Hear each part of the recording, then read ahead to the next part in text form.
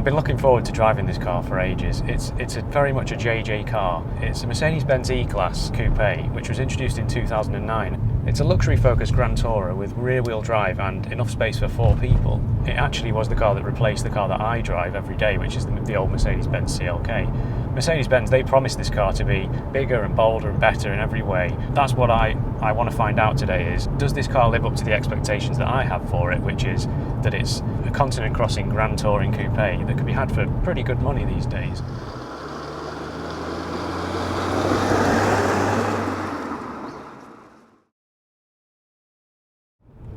Probably the very first thing you notice when you get in this car and turn the engine on is that it hands you your seatbelt over your shoulder with the seatbelt butler arm. A super quirky and nice feature, and it's because otherwise it's quite hard to lean back and grab the seatbelt mounting point. But the other cool thing about this car is the pillarless feature of it. Now if I wind these windows down now, you can see here there's just no pillar, it's all just this big empty, open, airy space, and to me that just never gets old. I love it, and it actually genuinely does help with visibility, because when you look across, when I look to the left there, there's only the very tiniest little pillar. First thing you notice when you drive this car is that it's just effortlessly smooth. It's got a 9-speed gearbox in it, automatic gearbox, and you can barely notice when it's changing, and by the time you're doing 30 miles an hour it's in like 5th or 6th gear. It's very light steering, it's smooth, it kind of like glides along, and it's very quiet and relaxing. It's super easy to get comfortable behind the wheel. You can adjust the wheel up and down, in and out. In fact, it moves for you to sort of like help you get in. You can adjust all the seats. There's like endless pneumatic cushions for the base of the seat and the bolsters. You can adjust them forward and backwards using the best way to adjust seats is with a little picture of a seat on the door, and you can choose which way you want each piece of the seat to go. Every single thing is operated by electricity, so you don't need to actually do anything yourself. This is the AMG line Premium Plus, so there may well be a few manual features in some of the lower end cars. Amazingly, despite this car being a 2015 car, it's still got the handbrake that you put on with your foot and take off with your right hand. It's quite a weird system that Mercedes have been doing for many, many years.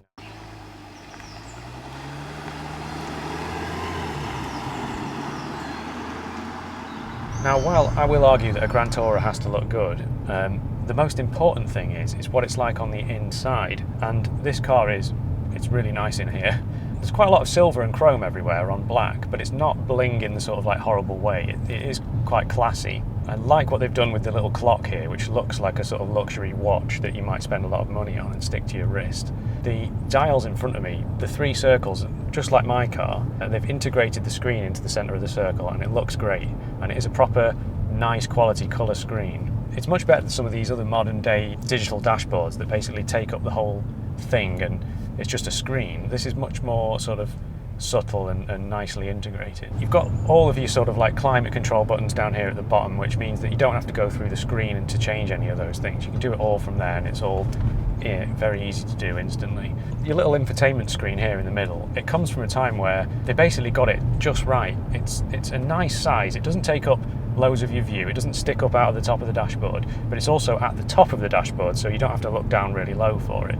It's not touchscreen, which is great for me. It means that you're not messing around trying to fumble touching it. You've got the little scrolly wheel, like all German cars of this era, Audis, BMWs and Mercs. They'd really got it spot on. Now you select everything through the little wheel and the buttons down here, so basically your arm is just sitting here in a very comfortable, relaxed way, and the software's good.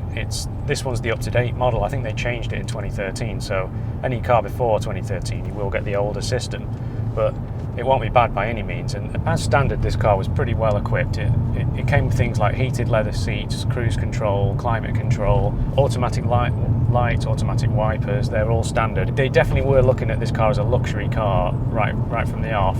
Now of course there were many things that you could get with this car that didn't come with it as standard. Things like the traffic sign recognition, the dynamic adaptive cruise control, panoramic sunroof, which this car has.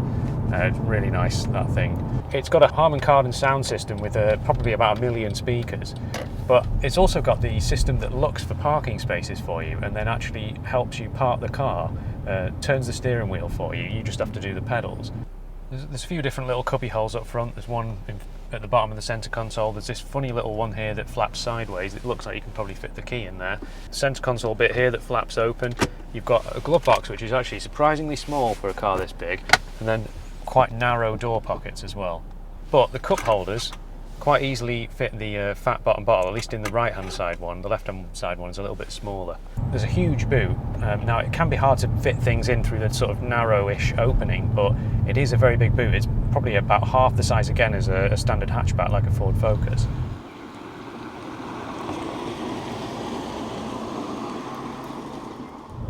So we best find out what it's like in the back. So I'm going to ask backseat JJ, what do you think of it, mate?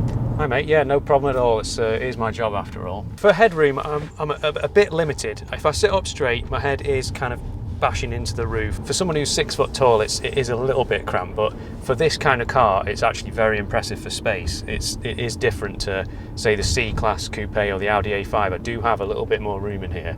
So for your kids and stuff, I think they would have loads of room back here. My leg room's okay. Because we've got so much glass that goes all the way back here, and then the panoramic sunroof over the top, it is very nice and open and airy and spacious. It does feel, despite the lack of headroom, like a very spacious place to be. JJ, can we have the windows down though, please? Yeah, no problem, yeah. Yes, there we are.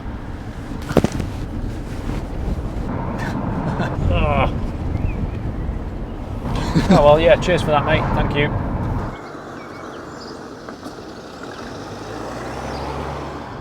There were a few different engines to choose from in this car. There were some 4-cylinder options, both petrol and diesel. The 4-cylinder petrol had 184 brake horsepower, which probably wasn't quite enough performance for a car like this. There were some V6 options, both petrol and diesel. Now this engine, this diesel engine in this car, in the 350, is a 3.5 litre diesel V6, and it's got effortless performance. I mean, pulls like a train. To use that phrase, it pulls like a train. I don't know why people say that. Trains are really slow usually, aren't they? But it really does pull like a train. That's a nice amount of acceleration, that. 0 to 60 in about 6 seconds. And of course I can control the old performance here with the flappy paddles here, and they let me choose which gear. If I want to go into manual mode, I just click one of them, and there I am in manual. Pretty fast to change as well. It's not like my old CLK gearbox, it does change gear pretty quickly. At the top end of the E Class, there was an E500 with a V8 model, which then got replaced by the E400, which only had a V6. But they were both very powerful cars, and interestingly there wasn't an AMG version of this car. Nearly every other version of a Mercedes car of that time, like the E Class Saloon, the C Class, the C Class Coupe, they all had AMG versions like the C63 and so on. You will get on a long run, probably around 50 mpg if you drive very carefully, so this car is extremely economical for its performance. You obviously could also buy petrols, which would probably get you more like 40 mpg, and then the V8, which would be more like 30 mpg. For what it is, a big heavy coupe, it's very economical. Now this car, it could probably do 750 miles on a tank, so it's definitely a car that you can not worry about filling up too often.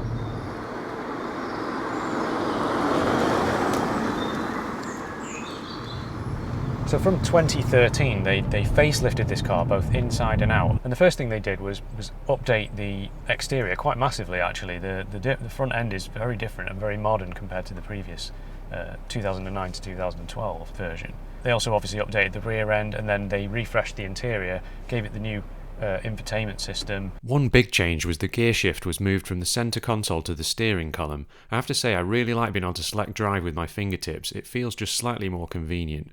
You also get a nice smooth centre console. This is quite a big car. The turning circle's probably not going to be excellent, but it is rear wheel drive, so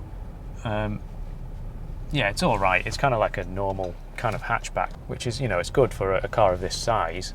Now this car is not famous for being brilliant to drive, but I have to say, for me, it's more than good enough. Got a really nice turn in on it. When you first get into that corner and you turn the wheel, you feel the car follows the line that you want. It's obviously got rear wheel drive, which just gives it that sort of like frees up the front of the car for actually doing its job of steering. And with this AMG sport suspension, perhaps that's what it is. Perhaps that makes it you know, not too bad to drive. This car also has the Agility Control adaptive suspension, which varies the firmness of the shock absorbers when cornering or making evasive manoeuvres.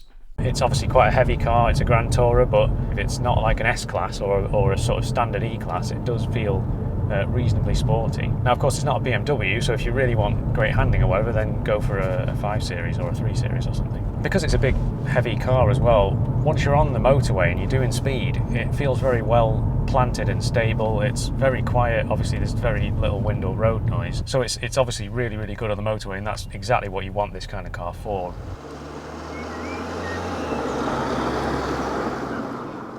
My favourite angle of the E-Class is side-on. It's got a muscular look with large rear haunches and a purposeful stance. As it's a modern car and thanks to pedestrian safety regulations, it's got a big bluff front end which is less sleek than cars of old. It's a shame they couldn't quite get rid of all the side glass with the windows down, that little straggler of glass hanging on at the rear quarter.